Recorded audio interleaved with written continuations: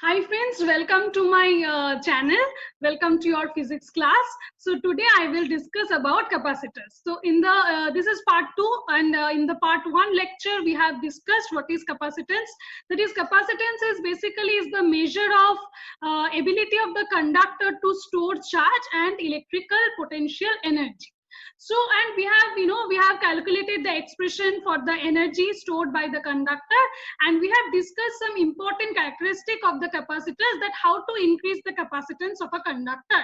So we know that in order to increase the capacitance of a conductor, what we have to do is we have to place another conductor having opposite charge, okay, or a arc conductor. If you place it in the vicinity of the capacitor, then its capacity increases because the potential decreases, right?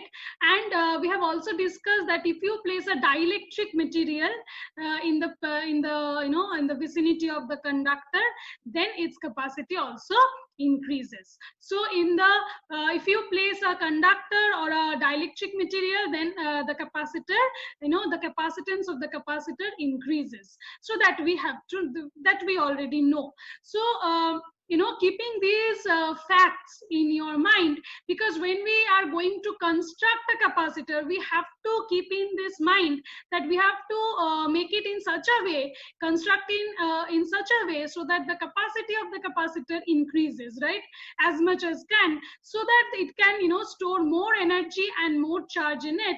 So capacitors is the it's a device that can store energy, so that is very much beneficial, because we all always our motive is to store energy, so that we can reuse it, right? So now again I'm going to start from the very basics, so that we can brush up all the topics in a briefly, that we have already discussed in part 1, that is definition of a capacitance.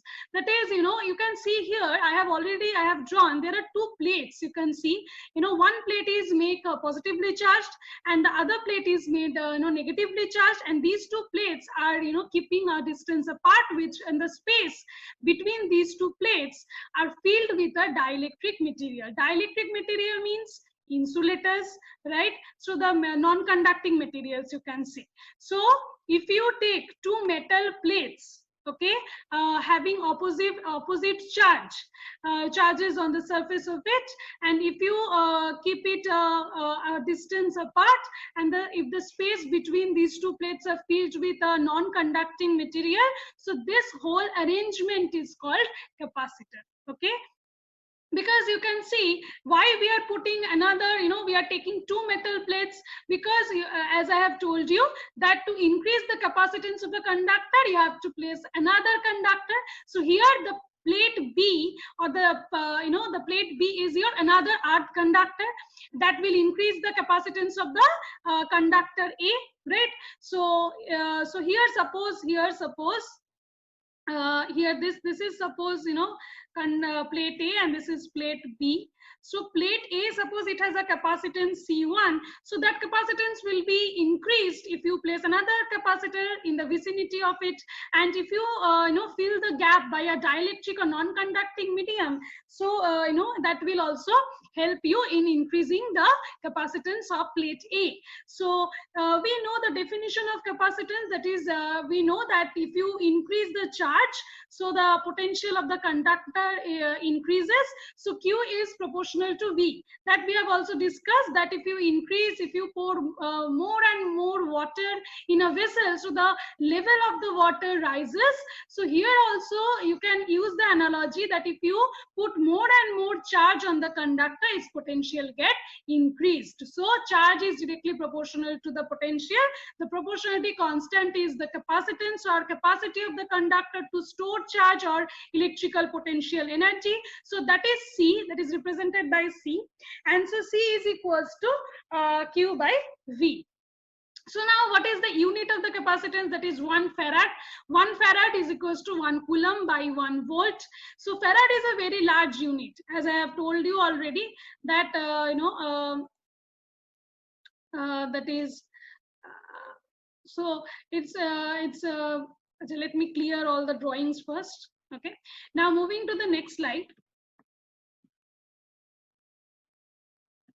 Okay, so more about capacitance. So capacitance will always be a positive quantity. The capacitance of a given capacitor is constant. So if you don't, if you keep it same, yeah, for different capacitors, you will have different capacitances. So next is the capacitance is a measure of the capacitor's ability to store charge that I have already discussed. And next is the unit of the capacitance is farad, which is quite large. So typically what we use practically, that is picofarad or microfarad. So now moving to the next slide. So here we were there you can see the arrangement of a capacitor. So that is called parallel plate capacitor. So here you can see that there are two metal plates. Okay, so let me name the two plates first. So suppose this is plate A and this is plate B. So you can see here that the plate A is connected with the positive terminal of the battery and plate B is connected to the negative terminal of the battery. So first we have taken two uncharged metal plates and we have connected them with the positive and negative terminal of the battery, and the space between the plates is filled up with some dielectric material, that is non-conducting material. So fine. So charge cannot flow between plate A and between A and B. So now what will happen then? See, so plus Q amount of charge is placed by the battery on the plate A, and plate B contains minus Q amount of charge. So each plate is connected to a terminal of the battery, right? The battery is a source of potential difference. Now here you can see the potential difference of the battery is delta V. Okay, delta V here, right? Now so and these two plates are kept at a distance small d, and the area of cross section of the two plates, the area of the two plates are capital A, right? So this is the area of the two plates. So and we assume that these two the area of the plates is much greater than the distance between these two plates. Okay, so capital A is much greater than small d. Why I am saying so, I will tell you later.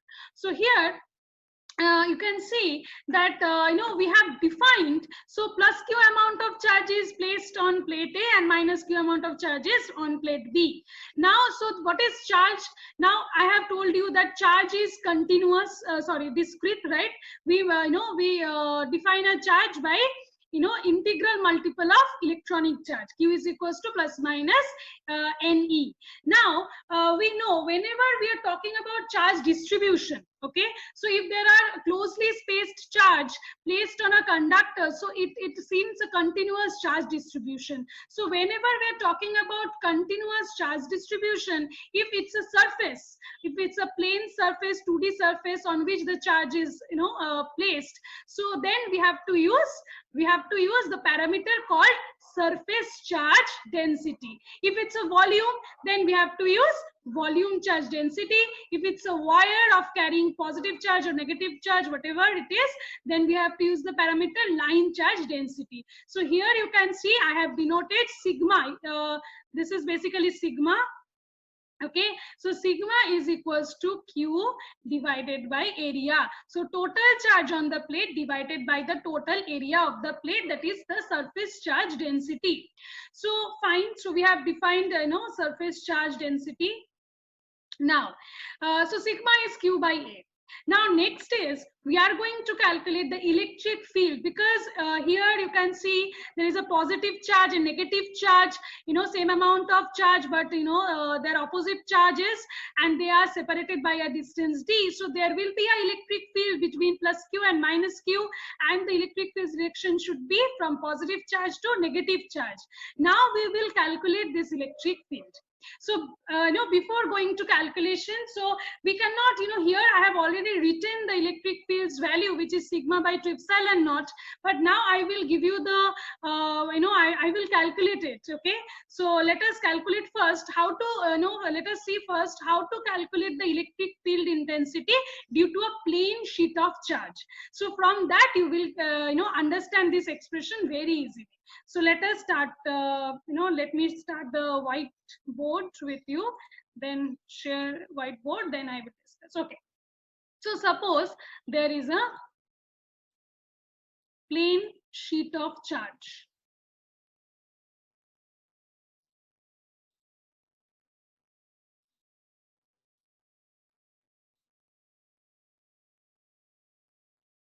So it's a plane sheet of positive charge.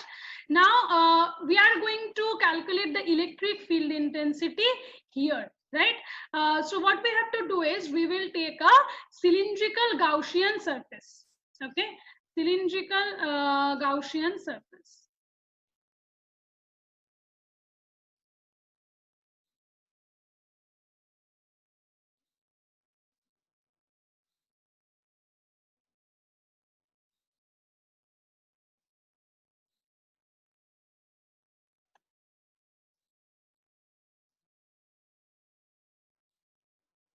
Okay, so now so we know that the electric flux, right?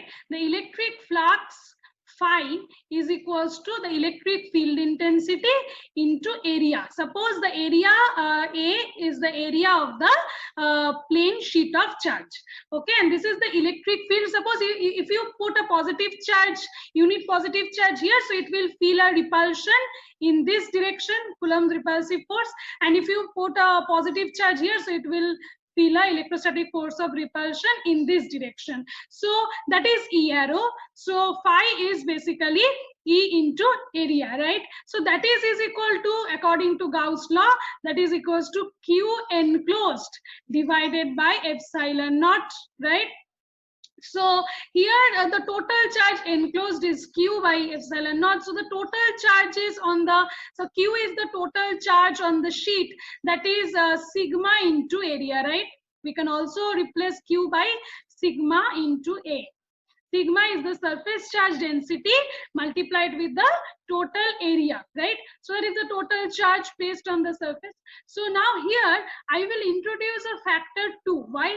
Because this plane sheet of plane sheet of charge, it has two surfaces, right? So on the back there is charges, and on the front face also there are charges. So that's why we have to introduce this factor 2 here. So from this expression, if you equate, so A cancels out, so it becomes sigma by 2 epsilon naught.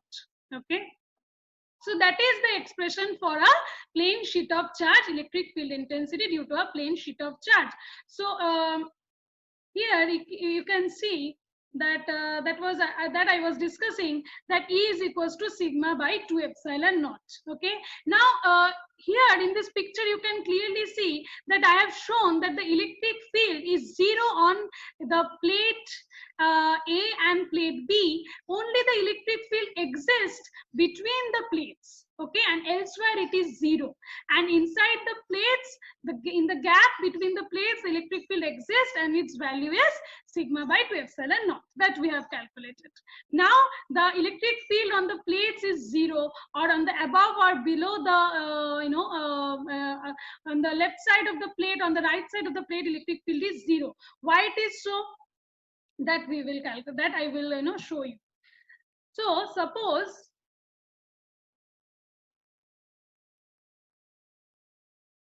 okay, so suppose there are two sheet of charges.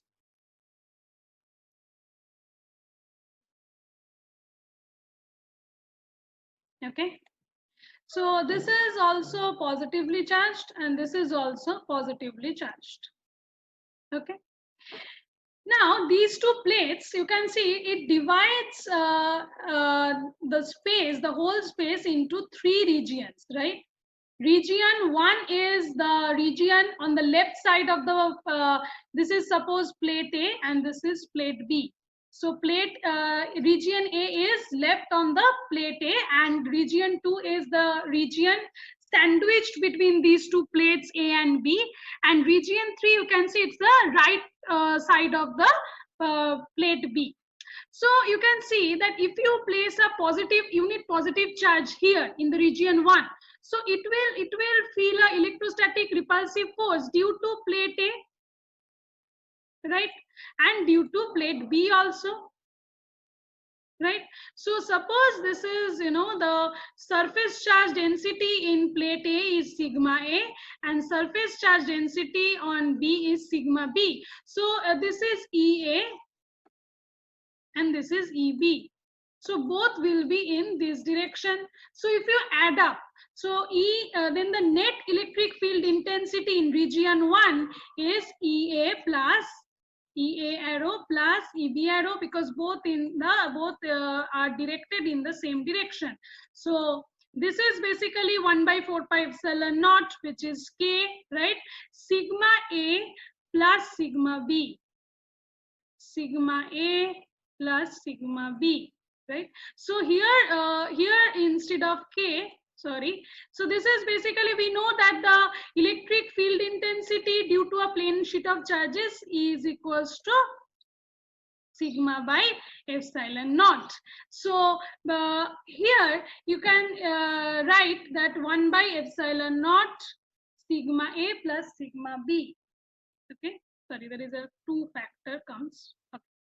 So now if you consider a point charge here in the region 2 in between plate A and B, so it will feel a repulsive force due to sigma A in this direction, and due to this sigma B of charge, it will feel a electrostatic force in this direction. So here EA and EB are not directed in the same direction, they are oppositely directed. So for them, what will be the resultant, what will be the resultant electric field intensity? That will be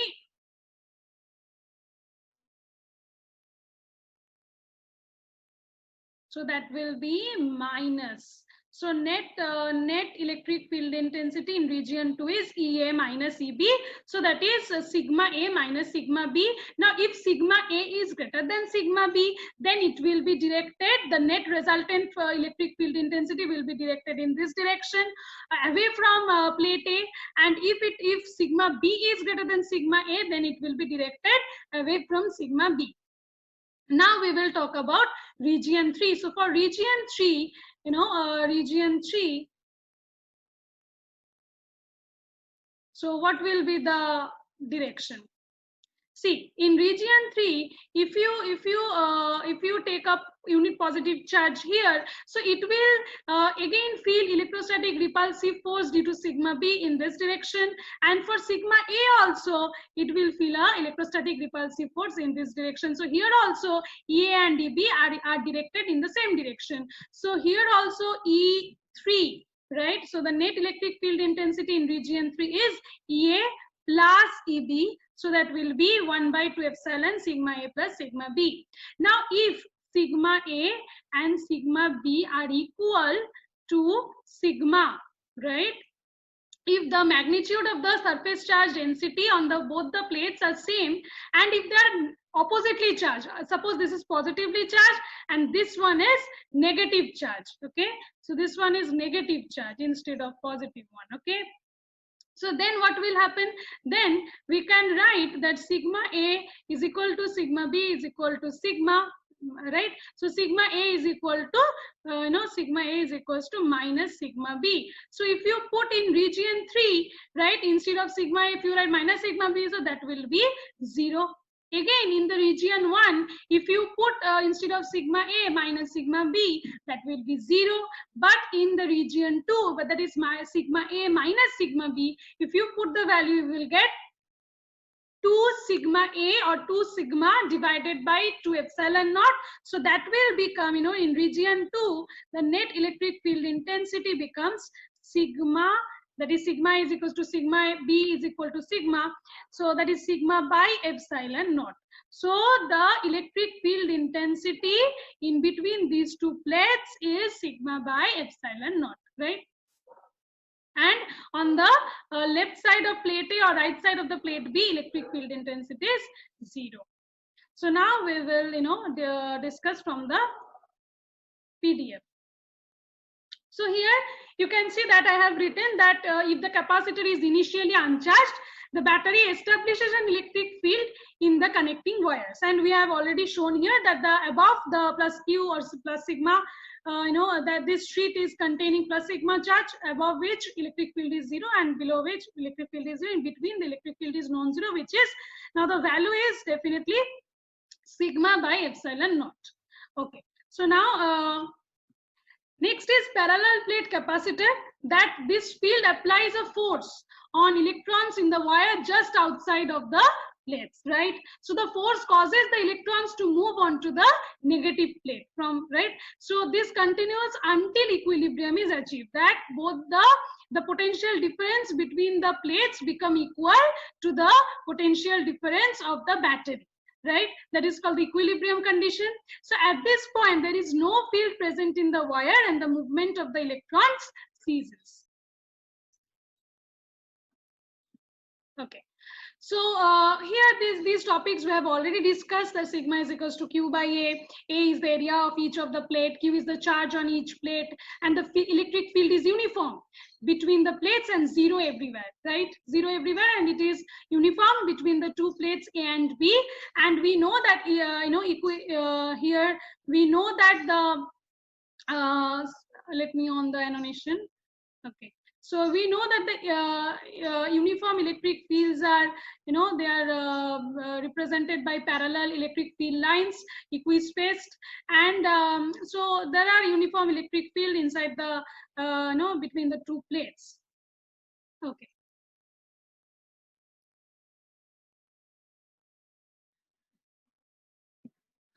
Okay.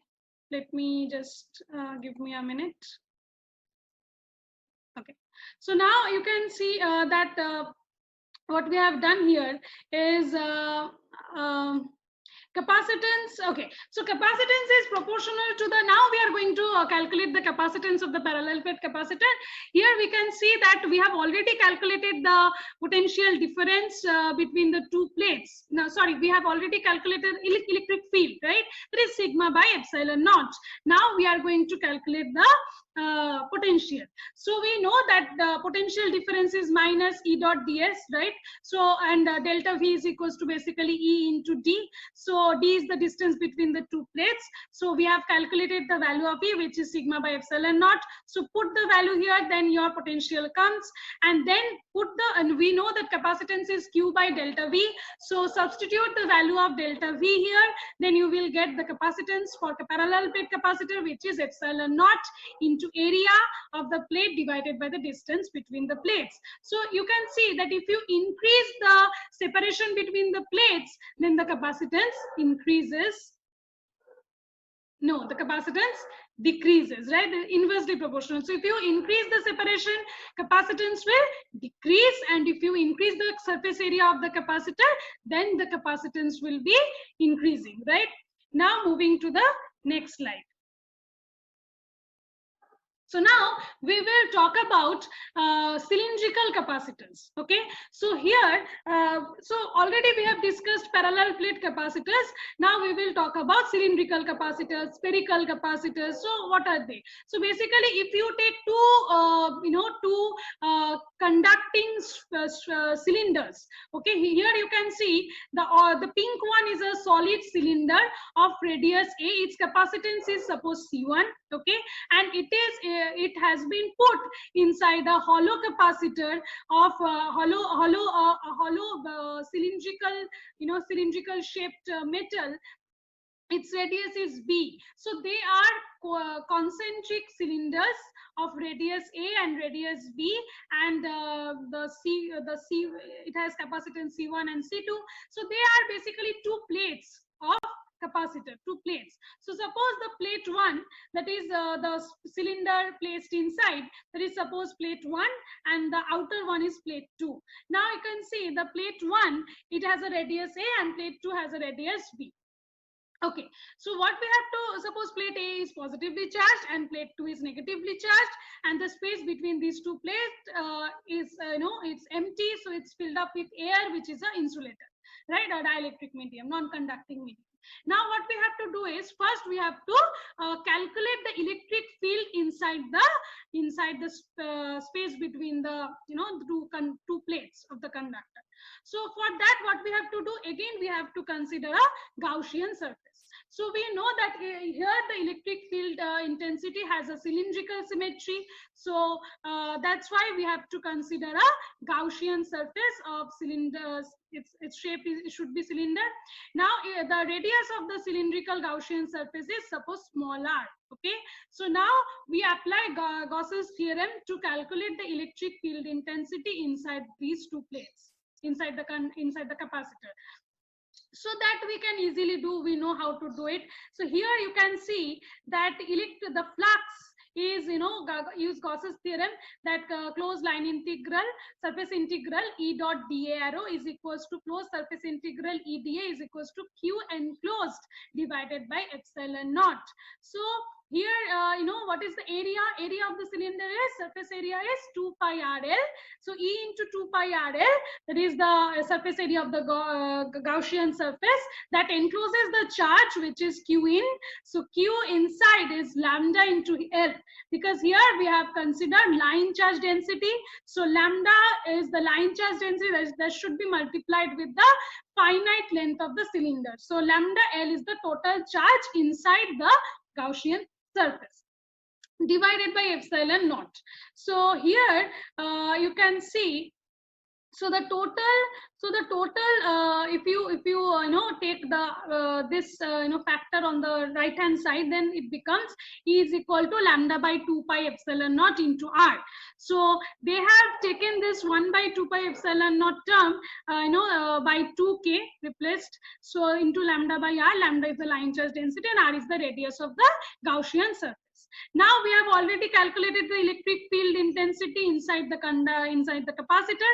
Now we are going to calculate the potential difference. Then we will calculate the capacitance. So see the steps. Okay. So in order to, whenever you are asked to calculate the capacitance of any system, what you have to do is first calculate the electric field intensity inside the capacitor, then calculate the potential by using the relation between electric field intensity and potential, and then calculate the capacitance, that is C is equals to Q by V. So here you can see that delta V is equals to minus integration A to B E dot ds.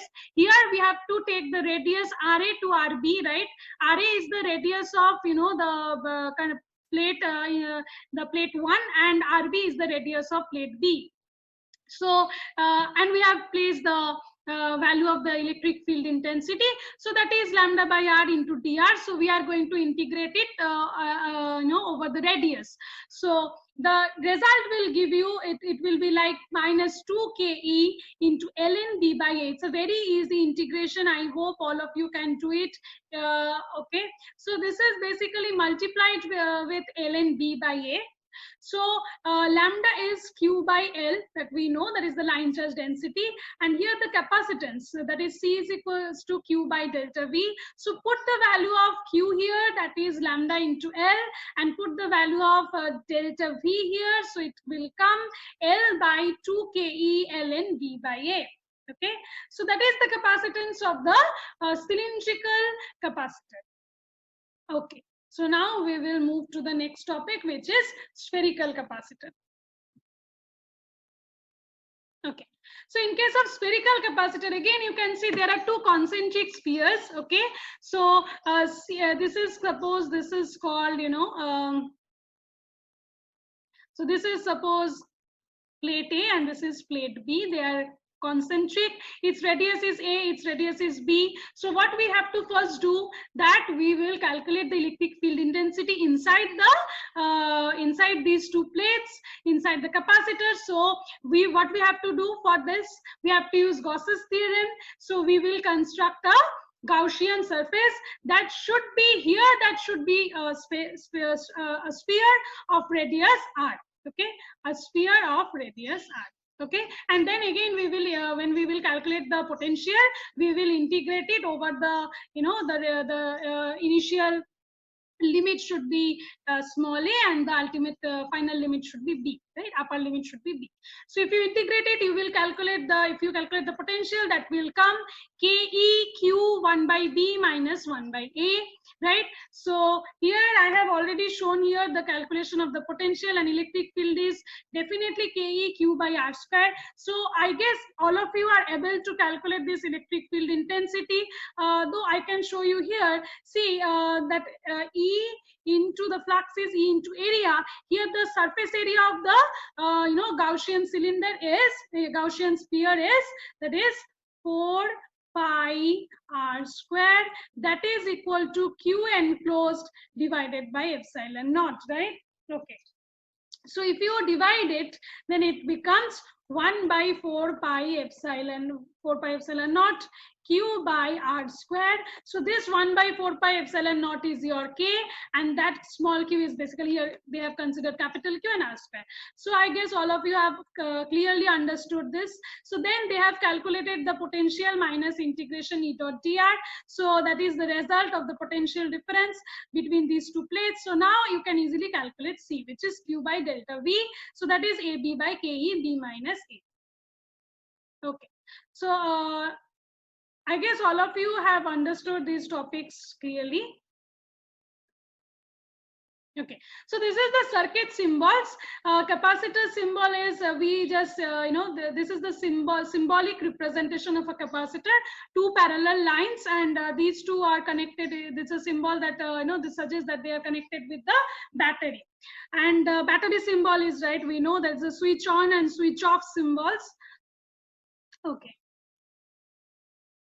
Okay, now we will talk about capacitors in parallel and capacitors in series. Okay, so capacitors are in parallel when they are said to be in parallel condition when the potential difference of these two capacitors will be equal, and the charges on the capacitors will be different.